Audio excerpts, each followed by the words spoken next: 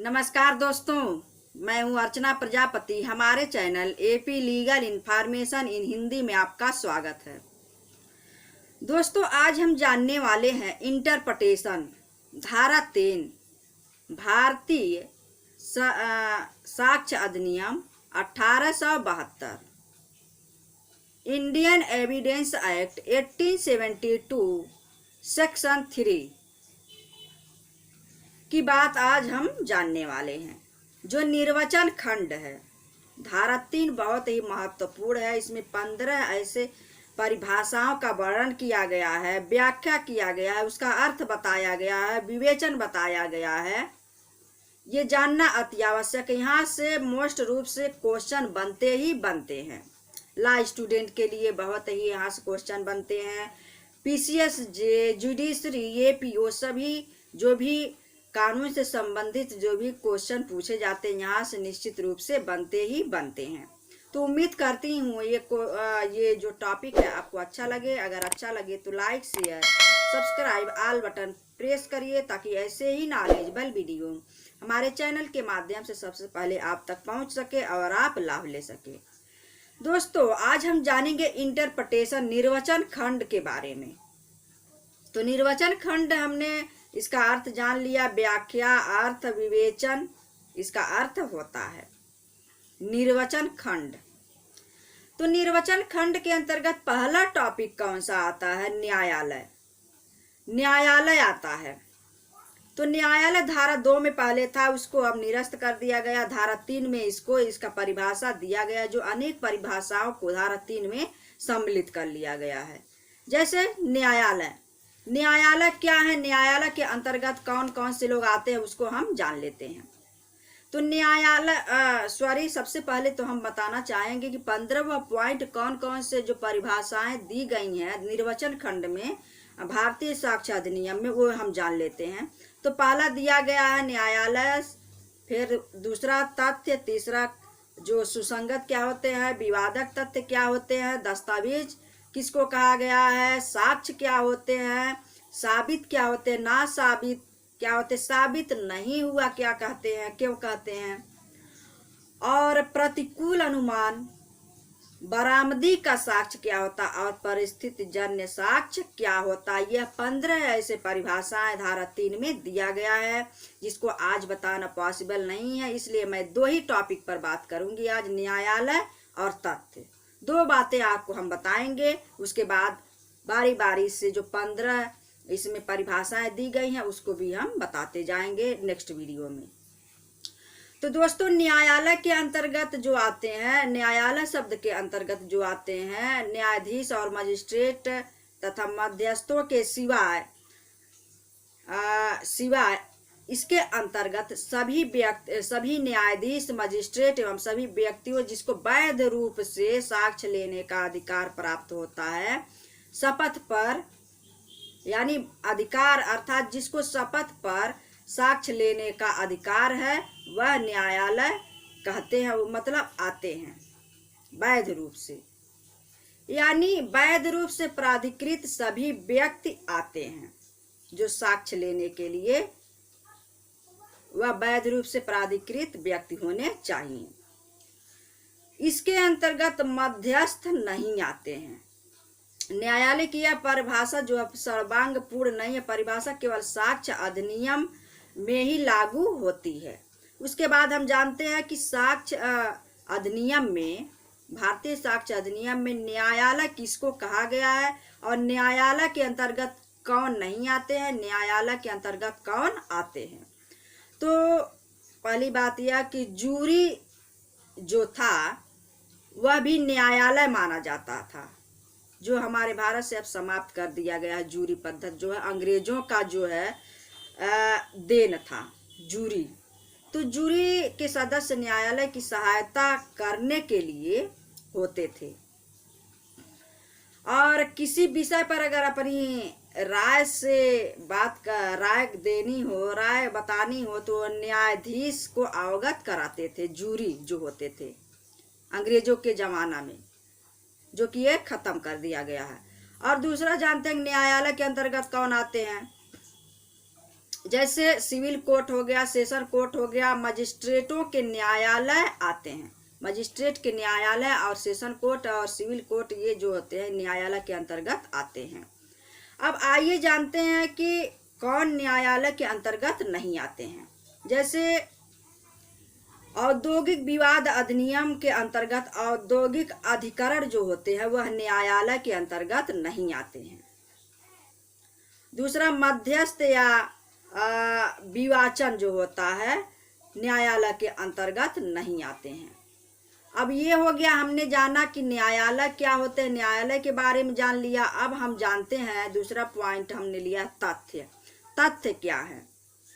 जो धारा 3 में भारतीय साक्ष्य अधिनियम में दिया गया है उसकी बात हो रही है। आज दो ही पॉइंट पर बात हो रही है, न्यायालय की बात और तथ्य की बात। तथ्य क्या है? तो तथ्य यानी फैक्ट, रियलिटी, वाकया, सच्चाई, वास्तविकता, यथार्थ घटना, इसी को तथ्य कहते हैं। मतलब तथ्य का अर्थ है ये। इसको वाकया, सच्चाई, वास्तविकता क्या है, यथार्थता, घटना क्या है, रियलिटी क्या है, फैक्ट यानी तथ्य, ये सब दर्शाते हैं, इसके अर्थ हैं। तो तथ्य दो प्रकार के होते हैं। तो पहला ये हो गया जो इंद्रियों द्वारा बोधगम्य हो वह तथ्य हो गया। दूसरा जो इंद्रियों द्वारा बोधगम्य ना हो वह तथ्य हो गया। तो इंद्रियों द्वारा जो बोधगम्य होता है वो क्या है उसको हम जानते हैं। सबसे पहले हम उसको जानते हैं। तो इंद्रियों द्वारा जो बोधगम्य होता है कि ऐसी कोई वस्तुओं की अवस्था यानी दशा या वस्तुओं का संबंध जो इंद्रियों द्वारा बोधगम्य हो, अर्थात आंख, कान, नाक, जीभ जो है, त्वचा द्वारा मालूम हो सके, वह क्या है कि हमारी इंद्रियों द्वारा बोधगम्य तथ्य होते हैं। अब दूसरा क्या है? जो मानसिक दशा को अवगत कराते हैं। कोई मानसिक तथ्य अर्थात कोई मानसिक दशा जिसका भान किसी व्यक्ति को हो, अर्थात कोई मनोवृत्ति यानी मेंटल कंडीशन जिसको व्यक्ति ही जानता हो, इस प्रकार की परिभाषा दो प्रकार के होते हैं। तो सबसे पहले हमने तथ्य दो प्रकार के जाना।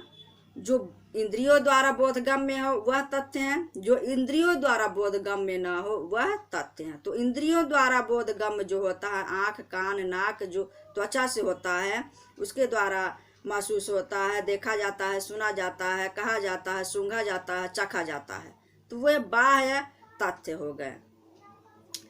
और दूसरा जो है आंतरिक, जो क्या इंसान सोच रहा है, उसकी मनोदशा, मेंटल कंडीशन क्या है, वो क्या सोच रहा है, किसी को घृणा करने की सोच रहा है, किसी को मारने की सोच रहा है, किसी को क्या करने की सोच रहा है, सिर्फ वही जान सकता है जिसको यह भान है, वही व्यक्ति, हम और आप या अन्य कोई नहीं जान सकता।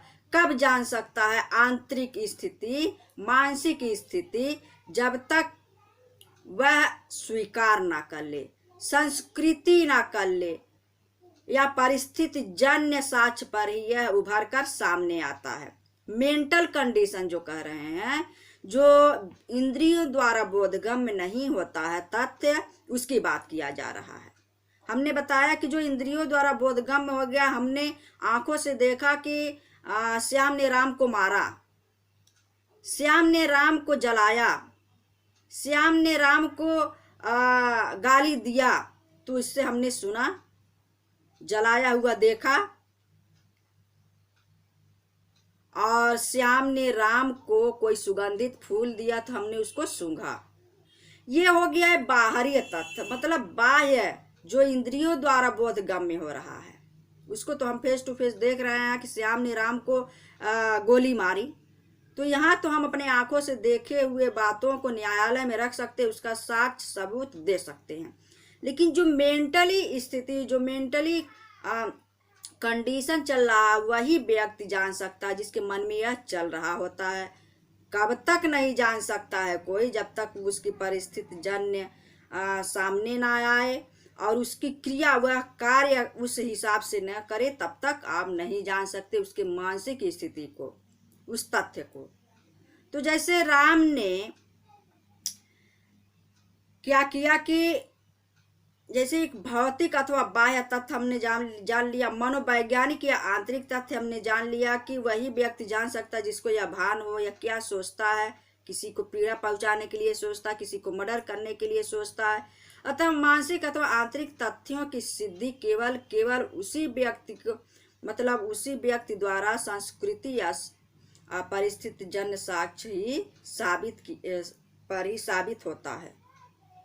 जैसे यक्ष ने वाई को जलाते हुए देखा, ए ने बी को लाठी से मारते देखा, श्याम ने राम से बात करते सुना और श्याम ने राम को जहर चखाया।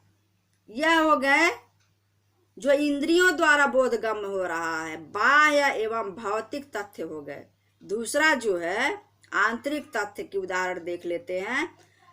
क ख पर बंदूक से गोली चलाया, यानी चलाया उसके मन में पहले से था कि हम आज इसको मारेंगे। जब तक वो गोली नहीं चलाया तब तक उनकी मानसिक स्थिति जो है उभर कर सामने नहीं आई। जब वह गोली चलाया उसके बाद ही उसकी मानसिक स्थिति को आप देख सकते हैं, सुन सकते हैं और कह सकते हैं। तो यह हो गया आंतरिक यानी मनोवैज्ञानिक या आंतरिक तथ्य। तो ये जानकारी आपको कैसा लगा हमें जरूर बताइएगा। तब तक के लिए नेक्स्ट वीडियो का इंतजार करिए। जय हिंद।